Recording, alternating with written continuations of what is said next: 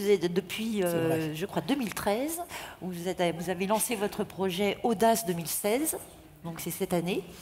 Vous avez digitalisé vos points de vente au service du client et des collaborateurs. Vous avez refondu complètement un site en ligne qui connecte en fait chaque centre feu vert avec les clients locaux.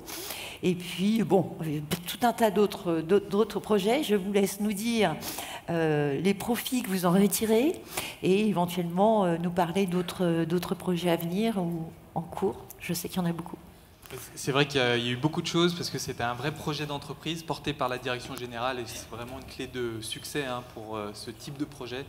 Et puis aussi des partenaires de confiance. Donc aujourd'hui, là dans la salle, on est accompagné de, par exemple, Hub1 ou d'ExpertTime qui ont été deux partenaires clés dans cette transformation numérique, mais il y en a eu d'autres.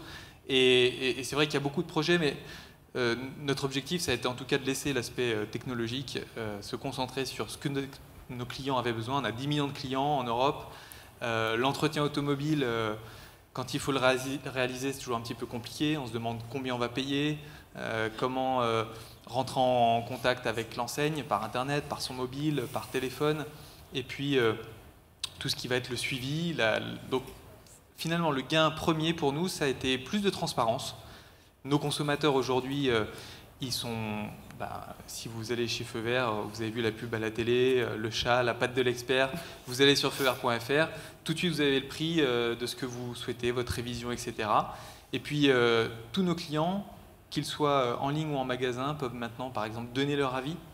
C'est publié sur Internet, tout le monde peut les voir, ces avis. Donc il y a énormément de sujets, mais on s'est concentré sur l'expérience avec le client. Et c'est vrai que c'est peut-être 2016 l'année de la transformation numérique, mais on se rend bien compte que maintenant c'est un cycle permanent, donc ça va être un travail continu.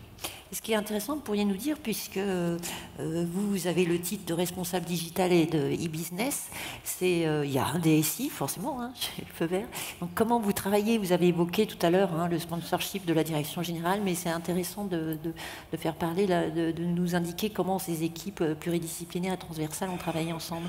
Oui, j'ai vu qu'il y avait pas mal de directeurs informatiques aussi, de DSI dans la salle. Mais évidemment, le digital, c'est un terme qui a rendu plus facile le mot informatique. Mais derrière, il y a de l'information, il y a de la donnée, il y a du traitement de l'information. Mais finalement, c'est réconcilier les métiers qui ont des besoins, l'expérience des consommateurs ou des clients ou des utilisateurs, peu importe.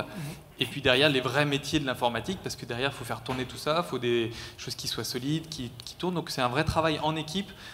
Et donc, tout ce que nous abordons désormais se fait vraiment en mode projet. Équipe informatique, les équipes métiers, les experts dans notre domaine, on a des experts aussi de l'automobile qui doivent bien entendu participer. Et finalement, tous les services de l'entreprise participent au projet. Bravo. Merci.